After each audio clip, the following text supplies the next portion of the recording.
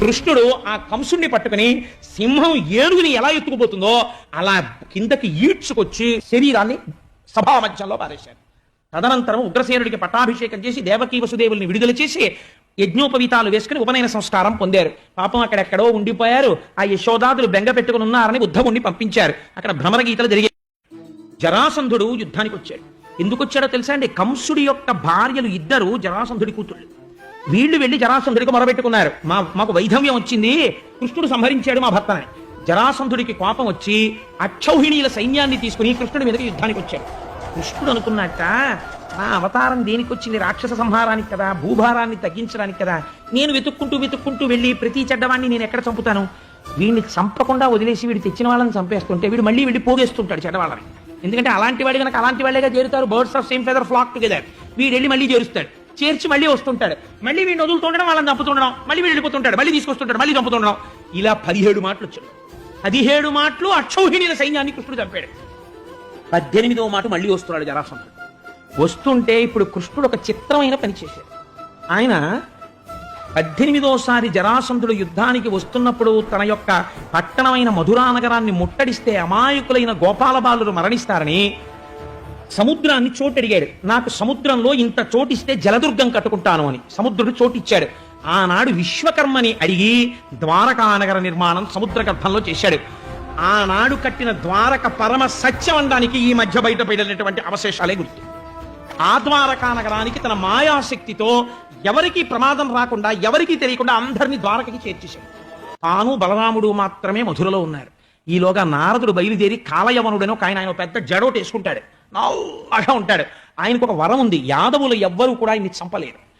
ఆయన దగ్గరికి వెళ్ళి నారదుడు ఒక మాట చెప్పాడు, నువ్వు అందరి మీదకి యుద్ధానికి వెళ్తుంటావు కదా, అసలు నిన్ను చంపగలిగిన వాడు, నీతో యుద్ధం చేయగలిగిన వాడు ఉన్నాడు. పిల్లాళ్లే ఉంటాడు, నల్లని మబ్బులా ఉంటాడు, శ్రీవత్సం అనే పుట్టుమచ్చ చోటు ఉంటుంది, కౌస్తుభ వజ్రం పెట్టుకుంటాడు, తుమ్మెదలు మూగుతున్నటువంటి వనమాల వేసుకుంటాడు, కాళ్ళకి చక్కటి పారాణి పెట్టుకుంటాడు, మెరిసిపోతుంటాడు, చేతిలో వేణువు పట్టుకుంటుంటాడు. కృష్ణుడు అంటారు, మధురలో ఉన్నారు, వెళ్ళి యుద్ధం చేయన్నాడు. ఆ కాలయవనుడు తన యొక్క యవన సైన్యాన్నంతటినీ తీసుకుని వచ్చాడు. వస్తే కృష్ణ పరమాత్మ చూశారు.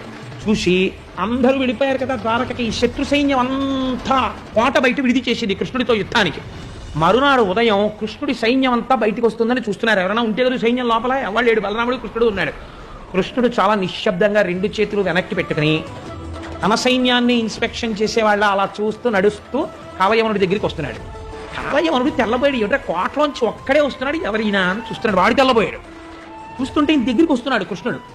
అరే, నల్లగా ఉన్నాడు, పచ్చటి పట్టుపంచ కట్టుకున్నాడు, మచ్చ కనపడుతోంది, అదే శ్రీవత్సం అనుకుంటాను, కౌస్తుభమని ధరించాడు, తుమ్మిదల వ్రత చేస్తున్న వనమాల వేసుకున్నాడు, పిల్లన గ్రోవు పెట్టుకున్నాడు, నెమలి పింఛం పెట్టుకున్నాడు, కిరీటంతో ఉన్నాడు, చాలా సౌందర్యంగా ఉన్నాడు. వీడే కృష్ణుడైతే మరి ఇదేమిటి ఇలా వచ్చేస్తున్నాడు అనుకుని కృష్ణుడేనేమో అనుమానం నిజం చేసుకుందామని, కృష్ణ నీకోసమే వచ్చాను ఆగాగన్నాడు. అనగానే ఆయన పరిగెత్తడం మొదలెట్టాడు. దేవుడి పారిపోతున్నాడు యుద్ధం చేయకుండా. ఇది నీకు సిగ్గుచేటు, యుద్ధానికి రాకుండా పారిపోతున్నావు ఏమిటని ఈ కాలయవనుడు గుర్రం మీద పరిగెడుతున్నాడు. గుర్రం మీద వెంబడిస్తున్నాడు, కృష్ణుడు పరిగెడుతున్నాడు. ఇలా ఇలా ఇలా పావులా గుర్రానికి తరగకుండా పరిగెత్తి కొండ గుహలో దూరిపోయాడు. ఈ గుర్రాన్ని వదిలేసి కాలయవనుడు లోపలికి పరిగెత్తాడు. పరిగెత్తేటప్పటికి అక్కడ దుప్పటి ముసుగెట్టుకుని ఒక ఆయన పడుకున్నాడు. ఇంకా పరిగెత్తలేక, భీరువా ఇక్కడికి వచ్చి పడుకున్నావా? లేని కాలుతో ఒక్క తన్ను తన్నాడు. ఎవడ్రా నన్ను నిద్ర లేపిన వాడని ఇంకో ఆయన లేచాడు. ఆ ముసుగులు వచ్చి లేచి ఆయన తీవ్రంగా చూసేటప్పటికి ఈ కాలయవనులు బూడిదైపోయి కింద. త్రేతాయుగంలో ఇక్ష్వాకు వంశంలో మాంధాత కొడుకు ముచికుందుడు, మహాతేజో సంపన్నుడు, గొప్ప భక్తుడు. ఒకసారి దేవేంద్రుడు రాక్షస సంహారానికి సహాయం అడిగితే వెళ్ళాడు. రాత్రింబవళ్ళు కుమారస్వామి సర్వసైన్యాధిపత్యం స్వీకరించే వరకు నిద్రపోకుండా తిరిగాడు. తిరిగి రాక్షసుల్ని సంహరించాడు. ఆఖరికి కుమారస్వామి వారికి దేవసేనకి ఆధిపత్యం ఇచ్చాక దేవతలు అడిగారు, ఇంత కష్టపడ్డావు మహానుభావా, ఏం కావాలన్నారు. నా రాజ్యానికి వెళ్ళిపోతానన్నాడు. ఇంకెక్కడ రాజ్యం, అందరూ వెళ్ళిపోయారు, మీ వాళ్ళు ఎవరు లేరు, దేవతలకి సాయపడుతున్నావు కాబట్టి నువ్వు ఉండిపోయావు, ఏమిమ్మంటావని అడిగారు. నేను చాలా అలిసిపోయానండి. అలిసిపోయిన మనిషికి అన్నింటికన్నా నిద్ర అవసరం. ఆయన అన్నాడు, నన్ను ఎవ్వడూ నా నిద్రాభంగం చేయకుండా నన్ను కొంతకాలం ఎక్కడ నిద్రపోమంటారో చెప్పండి అన్నాడు. వాళ్ళన్నారు, ఈ గుహ చూపించి అందులో పడుకో, నీకెవరైనా నిద్రాభంగం చేశాడో ఎవడు వాడని ఇలా చూస్తే వాడు బూడిదైపోతాడు, అక్కడ పడుకో అన్నారు. కృష్ణుడికి రహస్యం తెలుసు, అందుకని అక్కడికి తీసుకెళ్ళాడు వీడిని. యాదవుల చేతిలో మరణించాడు కదా, కాలయవనుడి చేతిలో మరణించాడు. ఇప్పుడు 18వసారి జరాసంధుడు వచ్చాడు. 18వసారి జరాసంధుడు యుద్ధానికి వచ్చిన తర్వాత బలరామకృష్ణులు ఇద్దరు మళ్ళీ కోటలోంచి బయటకు వచ్చి పరుగు మొదలెట్టారు. మళ్ళీ భీరువా నువ్వు అలా పారిపోతావా అని జరాసంధుడు వెంట తగిలాడు. ప్రశ్రవణ పర్వతం అనేటటువంటి ఒక పెద్ద ప్రవర్షణ పర్వతం అనేటటువంటి పర్వతం ఎక్కి ఆ పొదల్లోకి దూరిపోయారు బలరామకృష్ణులు. అక్కడ ఇంద్రుడు వర్షాలు ఎక్కువ కురిపిస్తుంటాడు. చెట్లన్నీ చీకటితో ఉంటాయి, ఒకప్పుడు అన్నవరం ఉన్నట్టు. అంత చీకటితో ఉంటే వాళ్ళకి బలరామకృష్ణులు కనపడలేదు. వెతికి వెతికి వెతికి వెతికి ఇంకా దొరకట్లేదు. బలరామకృష్ణులు ఇలా కాదు, ఈ పర్వతం అంతా తగలబెట్టేయండి రా అన్నాడు జరాసంధుడు. వాళ్ళు మొత్తం పర్వతం అంతా తగలబెట్టేశారు. తగలబెట్టేస్తే దాని కాంతులు ఆకాశానికి కట్టుకున్నాయి ఆ రోజున అగ్నిహోత్రం.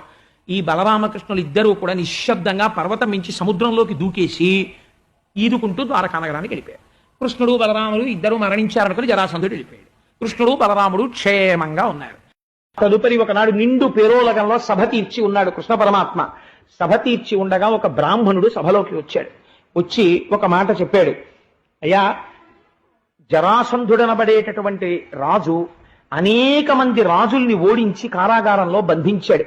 వారందరూ కూడా అనేకమైనటువంటి హింసలు పొందుతున్నారు. కాబట్టి కృష్ణ పరమాత్మ మీరు త్వరలో విచ్చేసి ఆ జరాసంధుణ్ణి వధించి తొందరలో మళ్ళీ ఆ రాజులందరికీ కూడా స్వేచ్ఛ కలిగేటట్లుగా అనుగ్రహించవలసినది అని. ఆ మాటలు విన్నటువంటి కృష్ణ పరమాత్మ సంతోషించి తప్పకుండా తొందరలో వచ్చి మేము జరాసంధుణ్ణి వధిస్తాం అని మాట ఇచ్చి, ఇటువంటి సందర్భంలో మనం ఏం చేస్తే బాగుంటుందో ఆలోచన చెప్పు అని ఉద్ధవుడిని అడిగాడు. ఉద్ధవుడు అన్నాడు, ఇటువంటి కార్యం చేసే ముందు ఒక పని చేస్తే బాగుంటుంది. ధర్మరాజు గారి చేత రాజసూయాగం చేయించి ఆ రాజసూయాగం చేసినప్పుడు 4 దిక్కుల ఉండేటటువంటి రాజుల యొక్క పీచ మనచడానికి నలుగురిని పంపాలి కనుక ఆ సందర్భంలో జరాసంధుణ్ణి కూడా వధించి రాజసూయాగం చేస్తే బాగుంటుంది, మీరు అలా ఆలోచించండి అన్నాడు. తప్పకుండా చాలా మంచి ఆలోచన చెప్పామని కృష్ణ పరమాత్మ ఇంద్రప్రస్థానికి చేరుకున్నారు. ఎంతో సంతోషించాడు. ధర్మరాజు ఎదురొచ్చాడు, స్వాగతం పలికాడు. పలికిన తరువాత రాజసూయయాగం చెయ్యడం కోసమని చెప్పి సంకల్పం జరిగింది. వెంటనే ధర్మరాజు గారు తన సోదరులైనటువంటి భీమ, అర్జున, నకుల, సహదేవులు నలుగురిని పిలిచారు. పిలిచి నలుగురిని 4 దిక్కులకి పంపారు. 4 దిక్కులకి వెళ్ళినటువంటి వాళ్ళు అన్ని దిక్కుల ఉన్న వాళ్ళని ఓడించి తిరిగి వచ్చారు. అందరూ కప్పం కట్టేశారు. ధర్మరాజు గారి పేరు చెప్పగానే ఆ రోజుల్లో మాటలండి, భీమసేనుడు, అర్జునుడు అంటేను ఎవ్వరూ అసలు వ్యతిరేకించిన వారు లేరు. మేము ధర్మరాజు గారి చక్రవర్తిత్వాన్ని అంగీకరించమన్న వాళ్ళు లేరు. అందరూ కప్పం కట్టారు సామంతులై. ఒక్క జరాసంధుడు మాత్రం కప్పం కట్టడానికి అంగీకరించలేదు అని ధర్మరాజు గారికి కబురొచ్చింది. ఇప్పుడు ఏం చెయ్యాలి అని ఆలోచిస్తున్నాడు. ఆలోచిస్తుంటే కృష్ణ పరమాత్మ అన్నారు దాని గురించి, ధర్మజా నువ్వు బెంగ పెట్టుకోకు, జరాసంధుడిని వధించడం కోసమని నేను, అర్జునుడు, భీముడు ముగ్గురం బ్రాహ్మణ రూపాల్లో వెడతాం. జరాసంధుడి దగ్గర ఒక మంచి అలవాటు ఉంది. వాడు బ్రాహ్మణులు ఏదైనా అడిగితే మాత్రం లేదనకుండా ఇచ్చేస్తాడు. కాబట్టి బ్రాహ్మణ రూపాల్లో వెళ్ళి యుద్ధ భిక్షని అడుగుతాం. అడిగితే వాడు ఇస్తాను అన్న తర్వాత తప్పుకోవడానికి వీల్లేదు. వాడు యుద్ధం చేస్తాడు. యుద్ధం చేసి జరాసంధుడు మరణిస్తాడు. జరాసంధుడు మరణించిన తర్వాత రాజసూయాగం చేద్దాము అన్నారు. సరే తప్పకుండా అని చెప్పి చెప్తున్నాడు శ్రీకృష్ణుడు ధర్మరాజు గారితో. అతనికి పార్వతీశుడైనటువంటి పరమేశ్వరుడి యొక్క వరం ఉంది జరాసంధుడికి. ఇప్పుడు నువ్వు ఆయుధముల చేత సంహరింపబడవాలి.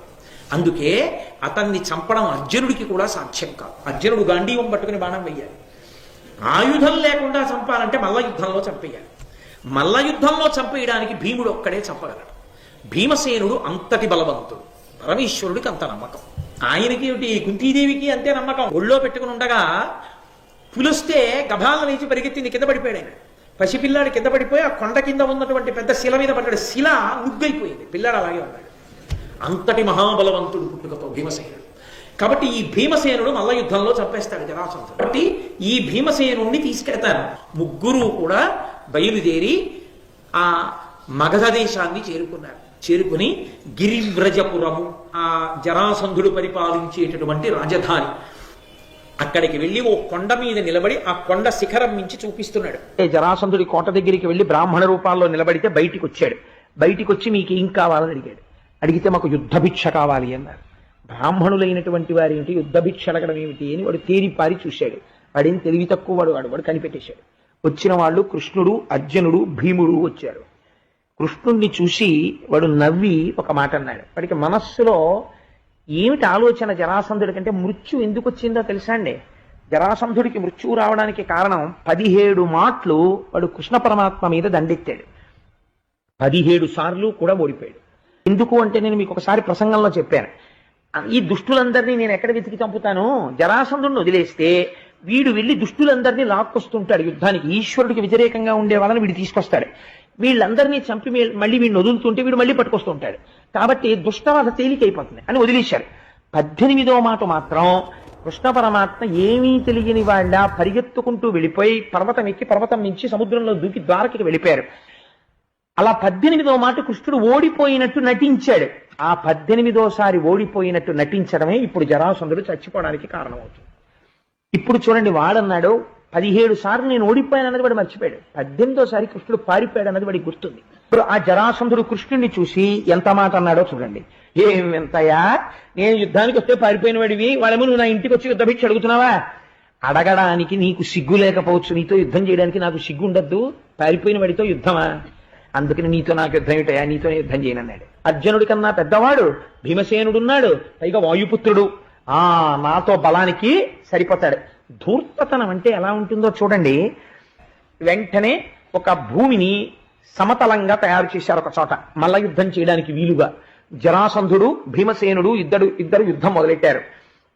భయంకరమైనటువంటి యుద్ధం సాగుతోంది. ఇద్దరూ కూడా ఒకరికొకరు తీసిపోని రీతిలో కొట్టుకుంటున్నారు. యుద్ధం జరగగా జరాసంధుడి యొక్క శక్తి క్షీణించడం మొదలుపెట్టింది. ఎడతెరిపిలేని యుద్ధం చేస్తున్న భీమసేనుడి వంక చూసి కృష్ణ పరమాత్మ ఒక్కసారి ఆయన దృష్టిని ఆకర్షించేటట్టుగా పిలిచి ఒక చెట్టు కొమ్మ తీసి దాన్ని ఇలా రెండుగా చీల్చి చూపించారు.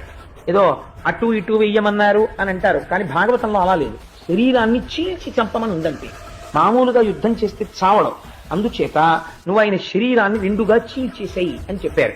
అప్పుడు ఆ యుద్ధంలో పడగట్టి ఒక కాలుని తన 2 కాళ్లతో తొక్కిపట్టి రెండవ కాలుని ఏదైనా బద్దలగొట్టవలసినటువంటి ఒక కట్టె పుల్లని విరగకొట్టి మధ్యలో ఒక చిన్న ఇనప గుదియ దిగ్గొట్టి ఇలా పట్టుకుని పైకెత్తి చీల్చేసినట్టు ఆ కాలు పట్టుకుని ఉత్తరించేస్తుంటే శరీరంలో సగభాగం తల వరకు 2 ఖండముల కింద విడిపోయింది జరాసంధుడి శరీరం.